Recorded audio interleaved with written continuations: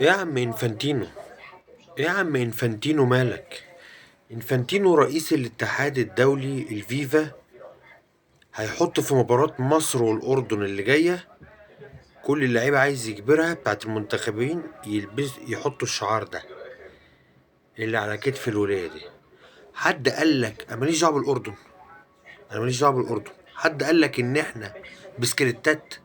حد قالك إن إحنا عجل؟ حد قالك يابا إن إحنا مكن؟ إحنا مصريين يابا. إحنا مصريين يعني شايلينه على كتافنا.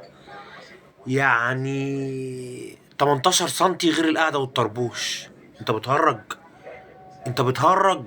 18 سنتي غير القعدة والطربوش ده اقل واحد فينا. ده الضعيف اللي فينا. ده اللي هو بنسميه دم اللي عندنا 18 سنتي غير القعدة والطربوش. انت بتهزر يالا؟ لا ده انا هقلع لك. انت بتهرج؟ انت بتقول ايه؟ انت بتقول ايه؟ احنا نلبس اللبس ده؟ احنا نلبس ده يا اسطى؟ عم انفانتينو ما تتجننش. لو الشبراوية عرفوا اللي انت ناوي تعمله ده، بص هيروحوا يقفوا لك عند الشارع، اول الشارع بتاع الفيفا كده.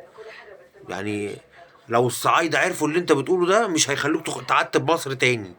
هيقفوا لك كده على الاسفلت. انت بتقول ايه يا عم انفانتينو؟ عيب عليك.